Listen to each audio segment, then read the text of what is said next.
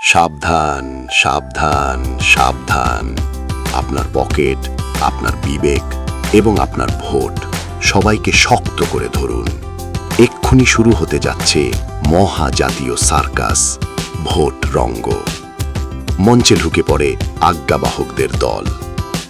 এই যে দেখুন সমাজের স্তম্ভগুলো, এগুলো আসলে স্তম্ভ না, মাটিতে চাপা দেওয়া এক একটা খুঁটি মাত্র। এদেরই একজন বলে, আমি কর্মী কিন্তু প্রশ্ন করি না। আরেকজন বলে, আমি বুদ্ধিজীবী তবে ভাড়ায় বুদ্ধি খাটাই।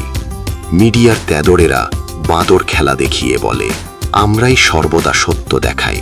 100% খাঁটি মানের নির্ভেজাল সত্য পেতে হলে কোথাও যাবেন না, আমাদের সাথেই থাকুন। কিন্তু সত্যটা এমন করে কাটা হয় যাতে বাঁদরের লেজ দেখা যায়, দাঁত না। ধর্ম বলে সবই আল্লাহ বা ভগবানের ইচ্ছা, কিন্তু ইচ্ছেটা কার? বাঁদরের না তার মালিকের? হইচই, নেতাদের প্রবেশ। ক্ষমতা লাভের স্টেজে ঢুকছে নেতারা। এরা এক একজন এক একভাবে প্রশিক্ষিত বাঁদর।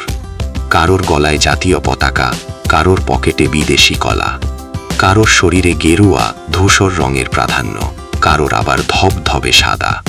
কার মনের মধ্যে কতটা কাদা কে জানে। আচমকা একজন বাঁদর লাফিয়ে বলে, আমিই উন্নয়ন। আরেকজন বাঁদর গর্জে ওঠে, আমি না থাকলে দেশ শেষ। ওরা দুজনেই ঠিক, কারণ দুজনেই গেলে দেশটাই শেষ। জনতা হাততালি দেয়, আর তাই জনতা চেঁচায়, জিতো, জিতো, জিতো। কিন্তু ওরা জেতার পর হারে কে?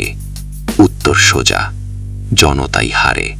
ভোট কেন্দ্রে ঢোকে জনতা, আর মানুষ থাকে না। সিরিয়াল নম্বর হয়ে যায়। কাকু বলে, যুদ্ধ করেছি। যুবক বলে, চাকরি নাই। মা বলে, চাল বাড়ন্ত। বুড়ো বাঁদরটা বলে, ধৈর্য ধরুন। হাসি। প্রতি 5 বছর পর পর এই বাঁদরেরা নতুন রূপে নতুন জামা পরে আসে। সেই পুরনো দাঁতে নতুন হাসি। ওদের আজ্ঞাবাহক বলে, এবার সত্যিই বদলাবে। বুদ্ধিজীবী বলে, বদলে যাও, বদলে দাও। প্রতিবাদী বলে, মুক্ত করো, স্বাধীন হও। জনতা ভাবে, এইবার বুঝি আমরা মানুষ হব। কিন্তু না, এই সার্কাসে জনতাই বাঁদর, জনতাই বর্ষক। আর ভোট, সে তো একটা জাদুর লাঠি, যেটা দিয়ে বাঁদরকে না, জনতাকেই শাসানো হয়। ঘোষক শেষ ঘোষণা দেন, উপস্থিত দর্শক শ্রোতাবৃন্দ, আপনাদের কর, আপনাদের রক্ত আর আপনাদের স্বপ্নকে ব্যবহার করেই এই খেলা সফলভাবে চালু রাখা সম্ভব হয়েছে। এজন্য বাঁদর গ্রুপ অফ কোম্পানিগুলোর পক্ষ থেকে সকলকে আন্তরিক শুভেচ্ছা ও মোবারকবাদ জানাই।